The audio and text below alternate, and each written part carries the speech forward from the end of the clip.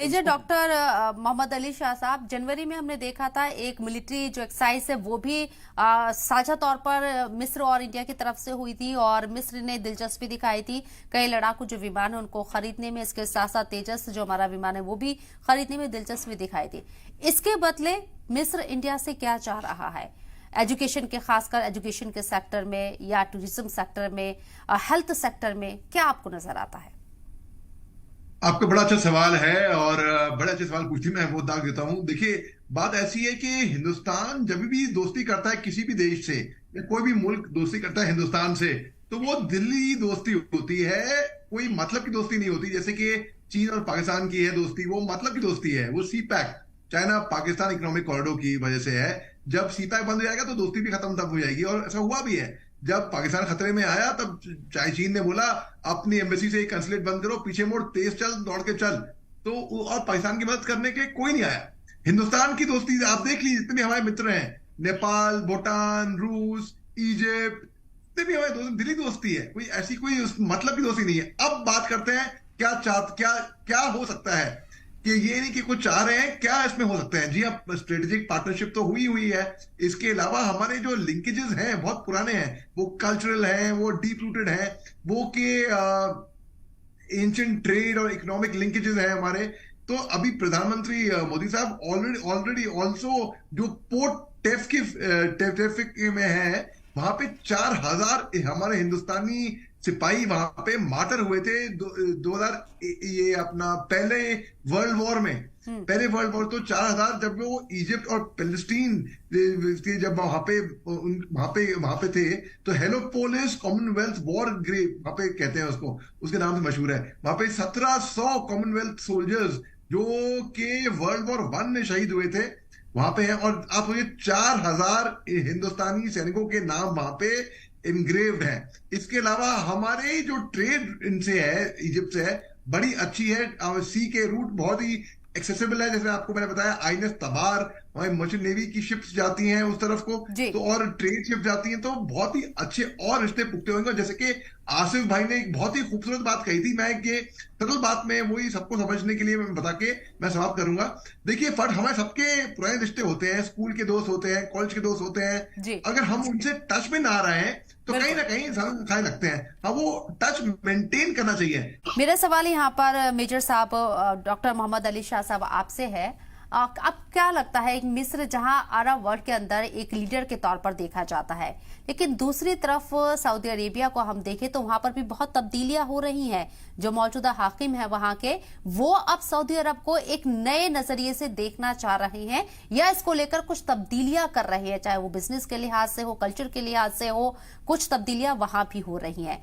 हमारे Saudi Arabia से भी अच्छे रिलेशन है, मिस्र से भी अच्छे रिलेशन है और अच्छे होने जा रहे हैं।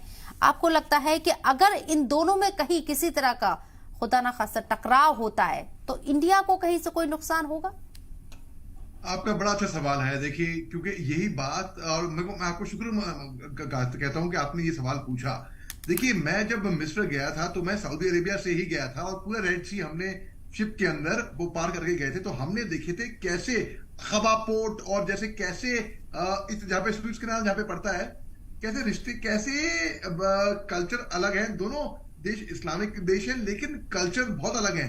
एक सऊदी अरेबिया और ये इजिप्ट के अफ्रीका में आते हैं। अब बात ऐसी है कि अगर खुदा ना खासा आपने पूछा कोई टकराव होगा तो क्या हमारे रिश्ते दोनों से अच्छे हैं, क्या इसमें कुछ हमें फर्क पड़ेगा?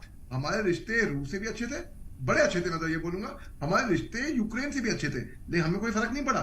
हम फिर भी सस्ता तेल लेते रहे हम रूस से। अमेरिका ने आपत्ति जताई इस बात पे, प्रेसिडेंट जो बाइडेन ने बोला कि हिंदुस्तान की स्टैंड शेकी है, लेकिन हमारी विदेश रीति हमने, हमारे विदेश मंत्री एस जयशंकर साहब ने बड़े अच्छे से बखूबी समझाया। उसके बाद अमेरिका कोई भी कुछ कर नहीं पाया। अमेरिका ने जहां प्रतिबंधी लगाई थी तुर्की पे S-400 मिसाइल की वजह से, वहां पे हिंदुस्तान पे नहीं लगा पाई।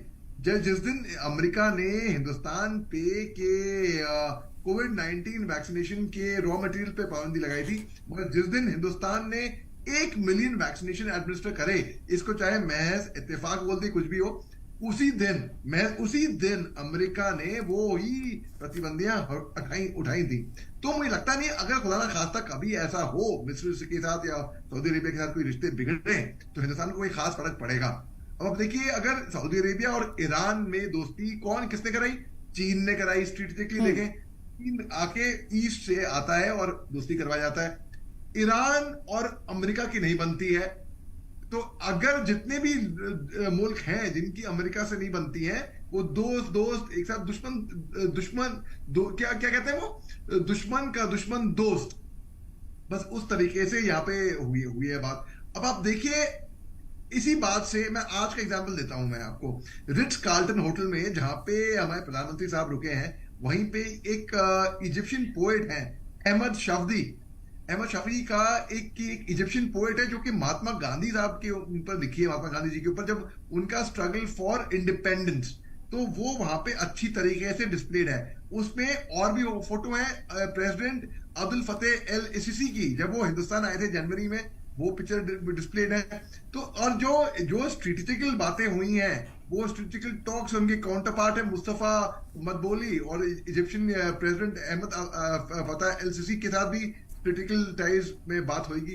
तो अगर कभी ऐसा होता है कि इजिप्ट क्या सऊदी अरेबिया ही नहीं बल्कि किसी भी मुल्क से भी अगर खुदा ना खास्ता रिश्ते बिगड़ते हैं, तो हिंदुस्तान की ऐसी विदेश नीति है, डिप्लोमेसी है, हिंदुस्तान को कोई फर्क नहीं पड़ेगा। हिंदुस्तान अपने रिश्ते बना के रखेगी हर एक से। ठीक है। इंटरनेशनल मार्केट में चाइना का दबदबा नजर आता है। अगर देखा जाए तो हर चीज में चाइना का एक अलग ही ऑरा दिखता है मार्केट की, अगर खासकर मैं बात करूं।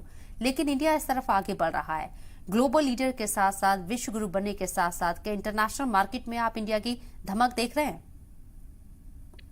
जी हाँ, बिल्कुल आपने सही कहा। देखिए, चीन की जो बताऊं, ये चीन की मगर क्वांटिटी ज्यादा है, तादाद बहुत ज्यादा है, क्वालिटी बहुत वाहियात है इनकी। और आप देख लीजिए, एक टाइम था जब 70% हिंदुस्तानी भी चीन के मोबाइल फोन इस्तेमाल कर रहे थे। फिर धीरे धीरे हमने चीन की चीजों पे रोक टोक लगानी शुरू कर दी है हम लोगों ने, और हमने ही नहीं बहुत लोगों ने, क्योंकि भरोसा नहीं है अभी चीन पे। अब आप देखिए, एक और बात, एक बड़ी अहम बात, इसको मैं कनेक्ट करता हूं यहां से। आप देखिए, चीन में जो मुसलमान हैं उनके खिलाफ क्या होता है वहां पे, वो किस तरीके से सलूक होता है।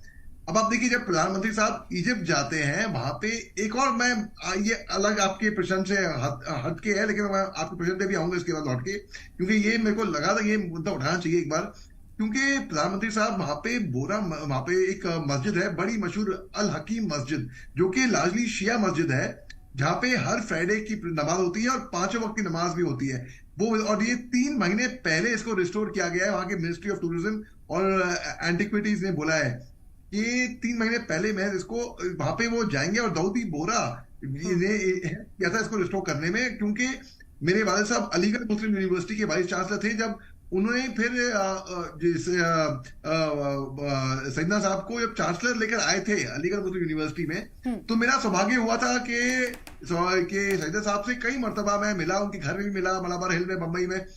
और मैं ये देखा कि जो लोग एक तरीके का एक नेगेटिव माहौल क्रिएट करते हैं कि हिंदुस्तान में मुसलमानों के खिलाफ हवा ठीक नहीं है, वो मुझे लगता नहीं कि ठीक नहीं है, कि गलत है, वो सही है बिल्कुल। ठीक है सर।